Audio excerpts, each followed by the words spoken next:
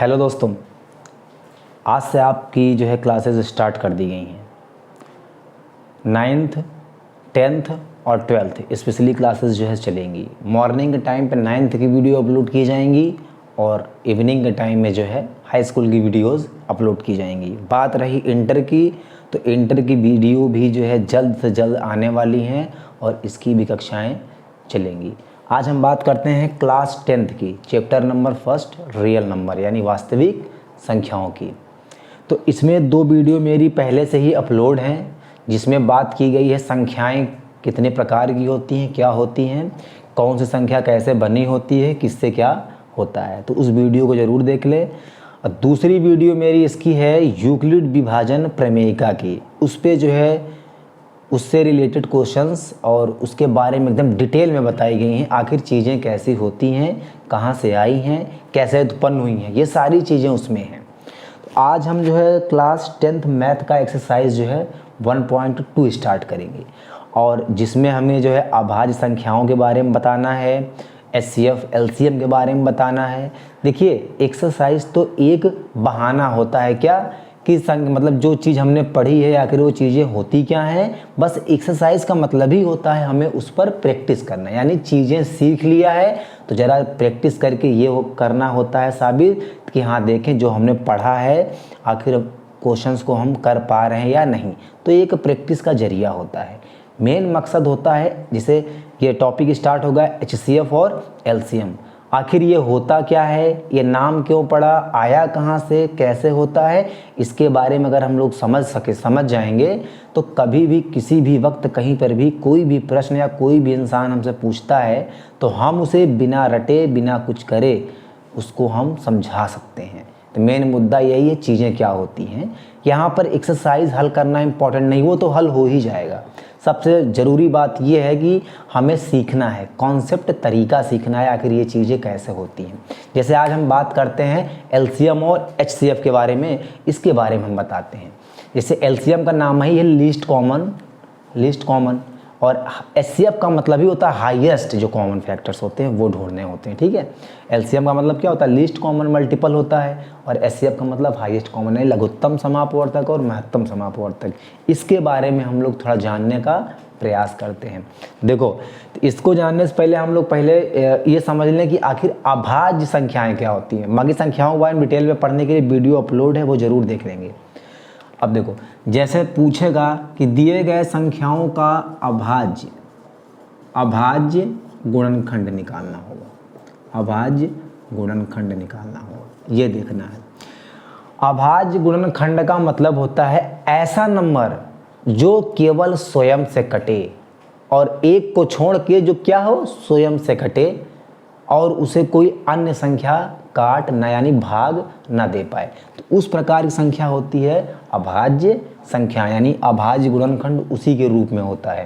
तो इसी से अभाज्य गुणनखंड का मतलब ही होता है LCM और HCF, यानी इसी के फॉर्म में निकाला जाता है। यानी ऐसे संख्या LCM होते हैं जो निकाले जाते हैं छोटे छोटे टुकड़ों में कि उन्हें कोई दूसरी संख्या विभाजित ना कर सके। तो अभाज्य संख्या का मतलब जैसे हो गया 2 हो गया, 3 हो गया, 5 हो गया, 7 हो गया, ऐसे संख्याएं हैं जो स्वयं से ही क्या है, 2 से डिवाइड है, 3 से, 5 से, 7 से, ऐसे ही संख्याएं बहुत सारी होती हैं। तो ये अभाज्य संख्याएं हैं। जैसे एग्जाम्पल अगर हमसे ये पूछ लिया जाए, हमसे कह दिया जाए कि जैसे यहाँ पर लिखा है कि 32, यहाँ पर लिखा है 32, ठीक है, यहाँ पे लिखा है 32, यानी कह रहे 32 का अभाज्य गुणनखंड क्या होगा। तो देखो, हम लोग करते हैं सिंपल ऐसे करके, ऐसे जब यानी LCM HCF पढ़ेंगे तभी जानेंगे। 32 का मतलब इसका ऐसा गुणनखंड निकालो जो गुणनखंड करते आओ छोटे से छोटे टुकड़े में कि उससे कोई और संख्या न काटे। तो सबसे छोटी संख्या इसको देखेंगे, सबसे छोटी संख्या क्या होती है, 2। तो 2 से काटेंगे तो 16 बार में जाएगा, फिर किससे जाएगा, 2 से, फिर ये कटेगा 2 बार में, फिर ये कितने बार कटेगा, फिर 2 से जाएंगे तो 4 बार में कटेगा, फिर 2 से करेंगे तो कितनी बार में जाएगा, 2 बार में, फिर 2 से करेंगे तो कितनी बार में जाएगा, 1 बार में। यानी यहाँ ये आ गया। अब इसका मतलब ये होता है कि 32 का मतलब अभाज्य कितने गुणनखंड हुए, तो 32 का हुआ 2 गुणे 2 गुणे 2, कितनी बार है, 1 2 3 4 5, 1 2 3 4 5। इसको हम लोग ऐसे भी लिख सकते हैं 32 का, यानी इसको हम लोग क्या लिख सकते हैं, ये तो इसके अभाज्य गुणनखंड हो गए, ठीक है। एलसीएम निकालना होता है इसका, तो यानी सबसे छोटी यानी जो संख्या बार बार आई है, कितनी बार आई है उसे लिख देना है। तो 1 2 3 4 5, 2 कितनी बार आया है, 5 बार आया है। तो ऐसे होता है, ये निकाला जाता है। तो अभाज्य गुणनखंड बहुत सिंपल है। तो हम सीखते हैं, सबसे मेन मुद्दा है कि एलसीएम एचसीएफ होता क्या है। तो सबसे पहले हम लोग बात करते हैं किसके, एलसीएम के बारे में बात करते हैं। एलसीएम का मतलब लीस्ट कॉमन मल्टीपल, यानी लघुत्तम समापवर्तक, इसके बारे में हम लोग जानते हैं, ठीक है। जैसे एग्जाम्पल ले लें, आज हम ऐसा सिखा देंगे कि कभी भी इसमें प्रॉब्लम होने वाली नहीं। एक्सरसाइज भले हम करवा देंगे, लेकिन एक्सरसाइज आप लोग पहले ही कर लेंगे, देखिएगा। अब एलसीएम क्या होता है, जैसे मुझसे पूछा गया कि यहाँ पर 10 और 15 का एलसीएम क्या होगा। तो देखो आम तौर पे हम लोग ऐसे करते हैं, इसको ऐसे बना लेते हैं, ऐसे कर लेते हैं, यानी एक ऐसी संख्या लेंगे जो चाहे एक कटे जाए दोनों कटे, मतलब एलसीएम का मतलब होता है कि इनके बीच में एक ऐसी संख्या लेंगे जो 10 से भी कटे और 15 से भी कटे, यानी दोनों से कट जाए। अब ऐसे चेक करने का मतलब ये हुआ कि ऐसे चेक कर लो, तो ये 5 बार में गया, ये नहीं कटेगा। अब कितनी 3 से जाएगा, देखो ये 5 ही रहेगा, 3 का मतलब क्या हो गया, 5 हो गया। अब ये 5 किससे जा रहा है, 5 से जा रहा है, ये देखो एक बार में कट गया, यानी इसका क्या हुआ है, यानी 10 और 15 का जो हमारा एलसीएम आया कितना आ गया, 2 गुणे 3 गुणे कितना आ गया, 5, 2 गुणे 3 गुणे कितना आ गया, 5 आ गया, यानी 3 दूनी 6, 6 पंचे कितना 30, यानी 10 और 15 का जो हमारा एलसीएम हुआ कितना आ गया, 30। अब ये जो 30 है ना, ये 15 से भी कटेगी और 10 से भी। देखो ये यहाँ पर लिख लो 10, यहाँ पर लिख लो 15। अब देखो ये जो 30 है ना, ये जो 30 है मेरा, ये जो क्या है 30 है, देखो ये जो 30 है ये 10 से भी कट रहा है, और ये जो 15 है किससे कट रहा है, 30 15 से भी कट रहा है, यानी दोनों से कट रहा है। तो ये लीस्ट कॉमन फैक्टर की एक एग्जांपल और देखते हैं एलसीएम का। अब देखते हैं, जैसे यहाँ पे लिखा होगा, मान लो लिखा है 26 लिखा है, मान लो इसका एलसीएम निकालना है, 26 का एलसीएम निकालना है, या 26 और एक संख्या और ले ले कोई, जो मतलब यहाँ पे लिख लें 6, इसका एलसीएम निकालना है। देखो हम लोग एलसीएम तो एक साथ निकाल सकते हैं, लेकिन एचसीएफ को अलग अलग निकालेंगे। एलसीएम जैसे सबसे छोटी संख्या क्या है, 2, तो यहाँ पे लिख लिया मैंने 13, यहाँ पे लिख लिया मैंने कितना 3। अब किससे जाने वाला है, 3 से जाएगा, तो ये एक भी बार में नहीं कटेगा, और ये 3 से एक बार में कट गया। अब सीधे किससे जाएगा, 13 से, तो ये कट गया, ये ऑलरेडी क्या था, 3 था।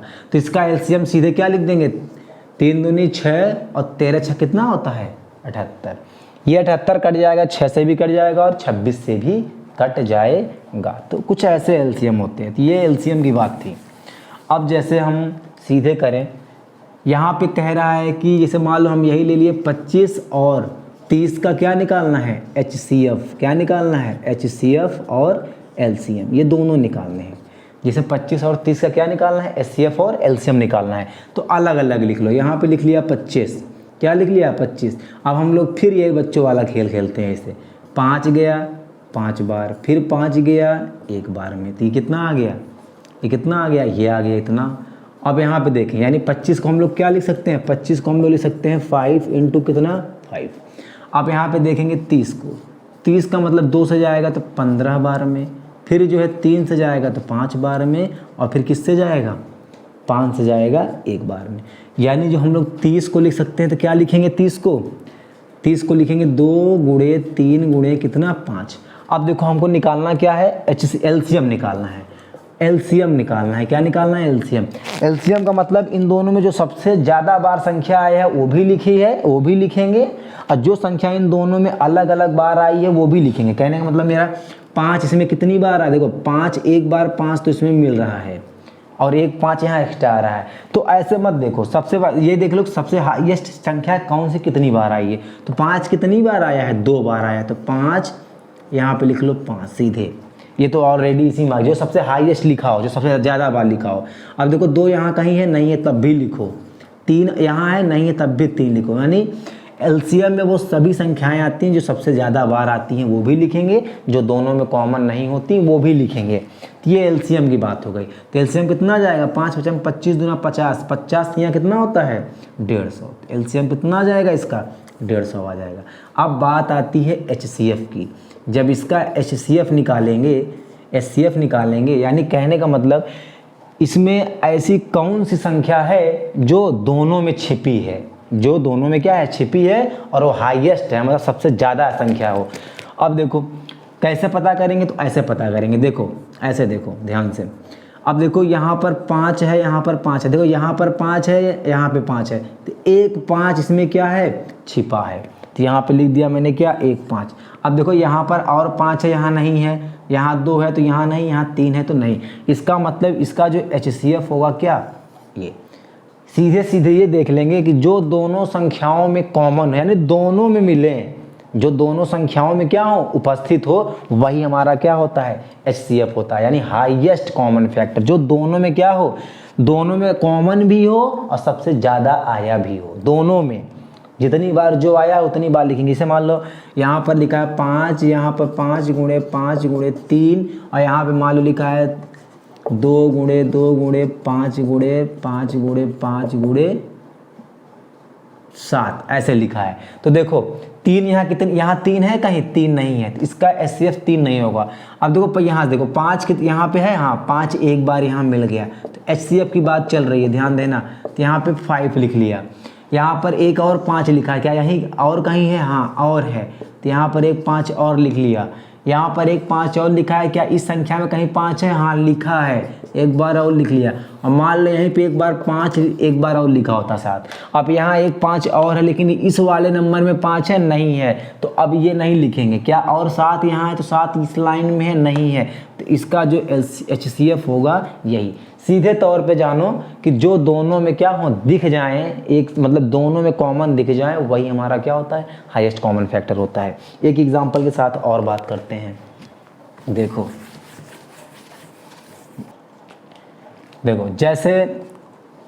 जैसे जो है बात करते हैं, जैसे एक एग्जांपल और ले लें। जैसे मान लो मैंने यहाँ पे ले लिया 40 का ले लिया, और ले लिया मैंने कितना 20 का ले लिया, और मैंने कितने का ले लिया 15 का ले लिया। इसका क्या निकालना है, इसका हमको एचसीएफ निकालना है और क्या निकालना है एलसीएम निकालना है। तो अब ये वाला खेल 40 का पहले लो कर लो, ऐसे लिख लो। 40 को देखो 2 से काटेंगे तो कितनी बार में जाएगा 20, फिर 2 से काटेंगे तो कितनी बार में जाएगा 10, फिर 2 से काटेंगे तो कितनी बार में जाएगा 5, फिर 5 से काटेंगे तो कट जाएगा पूरा। यानी 40 को हम लोग क्या लिख सकते हैं, 40 को हम लोग लिख सकते हैं कितना 2 2 2 यानी 5। ये 40 को लिख दिया मैंने।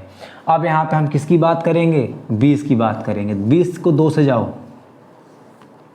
2 से जाएंगे तो कितना आएगा 10, फिर 2 से जाएंगे तो कितना 5, फिर 5 से जाएंगे तो कट जाएगा पूरा पूरा 1 आ गया। तो यानी 10 को हम लोग क्या लिख सकते हैं 2 × 2 × कितना 5। अब हम लोग बात करते हैं किसका 15 का। अब देखो एकदम फर्राटेदार 10-15 एग्जाम्पल ऐसे लगा लेंगे, समझ में आएगा, एक्सरसाइज तो अपने आप हो जाएंगी। 15 को लिखेंगे 2 से जाएगा नहीं जाएगा, 3 के टेबल में आता है 15, तो 3 यानी कितनी बार गया 5 बार में, फिर 5 से कितनी बार में कट गया ये, तो यानी 15 क्या ले सकते हैं 3 × 5। अब देखो यहाँ पे हम एक बार सीधे लिख दें 40 को मतलब क्या ले सकते हो, 40 को लिख सकते हो 2 × 2 × 2 × कितना 5, 2 दूनी 4, 4 दूनी 8, 8 × 5 40। 20 को क्या ले सकते हैं 2 × 2 × 5। इसको 10-15 क्या ले सकते हैं 3 × कितना भाई 5। अब देखो इसका हमें क्या निकालना है, पहले एलसीएम निकालना है। एलसीएम के बारे में जो सबसे ज़्यादा आया भी है वो भी लिखेंगे, जो दोनों में कॉमन हो या ना हो वो भी लिखेंगे। देखो यहाँ पे 2 1 बार 2 बार 3 बार, सबसे हाईएस्ट कितनी बार आया है 3 बार, और ये 2 इसमें 2 बार है, इसमें एक भी बार नहीं है, यानी सब इसी में निपट गए, इसी में आ गए। तो सबसे जो ज़्यादा लिखा है वो लिख लो। 2 कितनी बार लिखा है 3 बार, तो 2 की पावर क्या लिख दिया 3, यानी या 2 × 2 × 2 × ये भी लिख सकते हो, नहीं समझ में आ रहा है, यानी 2 × 2 × 2, 2 का कहानी खत्म। अब देखो 5 सबसे ज़्यादा कितनी बार आया है, 5 एक बार यहाँ पे भी, एक बार यहाँ पे भी, एक बार यहाँ, यानी तीनों में एक ही एक बार है, तो 5 लिख दिया। अब 3 कितनी बार आया है, देखो 3 एक ही बार आया है एक में, यानी एलसीएम में जो संख्या तीनों में हो चाहे ना वो भी लिखते हैं, और जो सबसे ज़्यादा बार आया है वो भी लिख सकते हैं, वो भी लिखते हैं। तो ये इसका हमारा क्या आ गया, एलसीएम आ गया। अब मेन मुद्दा हमारा HCF का है। HCF वही होगा जो तीनों में कॉमन हो। जैसे देखो एक तो दिख रहा है 5 इसमें भी है, 5 इसमें भी है, 5 इसमें भी है, ये इसका HCF एक लिख दिया मैंने, कितना भाई 5, कितना लिख दिया 5। और कुछ कॉमन है, देखो 2 इसमें है, 2 इसमें है, 2 इसमें है, 2 इसमें नहीं है, तो 2 इसका HCF नहीं होगा। अब देखो यहाँ पर 2 तो कहानी खत्म ही हो गया। अब 3 यहाँ है लेकिन 3 इसमें और इसमें नहीं है, तो 3 का भी कहानी क्या हो गया, खत्म। यानी इसका किसका 40 का, 20 का, 10 का जो हमारा HCF आएगा ना वो कितना आएगा 5। और 5 तीनों से कट रहा है, देखो 8 5 40, 5 चौक 20, अब 5 दूनी 10, ये भी सब कट रहे हैं इससे, ठीक है। तो ये रहा है HCF की बात। अब हम इसमें एक्सरसाइज के कुछ क्वेश्चंस की बात करते हैं, तो जिससे कि आप लोगों को हाँ लगे कि हाँ प्रश्न वाकई में इसी तरह हैं या किसी और तरीके से हैं, ठीक है, समझ में आया होगा। अब हम बात करते हैं एक्सरसाइज की, ठीक है। क्वेश्चन पे चलो हम लोग आते हैं। देखो जैसे लिखा है एक्सरसाइज 1.2 में, जैसा कि दिख रहा होगा, ठीक है, लिखा है कि निम्नलिखित संख्याओं को अभाज्य गुणनखंड के गुणनफल के रूप में व्यक्त करो, ठीक है। यानी जो हमें नंबर्स दिए हैं इसमें क्या करना है, इसमें प्राइम फैक्टर्स हमें क्या करना है, इसके निकालने हैं। तो चलो आओ हम लोग देखते हैं। जैसे यहाँ पहला पूछ लिया है, एक्सरसाइज 1.2 का पहला क्वेश्चन पूछा गया है 140 का, किसका 140 का क्या निकालना है, अभाज्य गुणनखंड। देखो एक चीज़ मैं और सिखा देता हूँ। जैसे मान लो यहाँ पे 150 लिखा हो, फिर यहाँ पे मान लो लिखा हो 500 लिखा हो, फिर मान लो यहाँ पे लिखा हो जो है 110 लिखा हो, तो जब ऐसे संख्याओं का अभाज्य संख्याएं अभाज्य गुणनखंड पूछे तो ध्यान देना, इसको 15 गुणे 10 लिख सकते हैं, ये सोच लेना अभाज्य गुणनखंड के लिए। 500 को हम लोग लिख सकते हैं कितना, 500 को हम लोग क्या लिख सकते हैं, ऐसे लिख दो 50 गुणे कितना 10, और 110 को क्या लिख सकते हैं 11 गुणे 10। अब देखो इसको ब्रेक करने का तरीका क्या हुआ, अब ब्रेक कर लेंगे।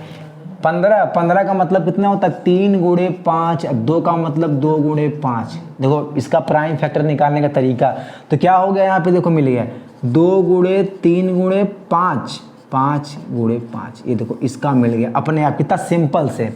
अब 50 और 10 का, 50 का फैक्टर क्या होता है, 50 का क्या होता है 5, 2 गुणे 5, 5 दूनी 10 और 2 गुणे 5, 5 दूनी 10, 10 पचे कितना हो गया 50, और 10 का मतलब क्या हो गया 2 गुणे कितना 5। इसको सही से लिख लेंगे तो 2 गुणे 2, अब 5 कितनी बार है, 5 कितनी बार है, 5 3 बार है।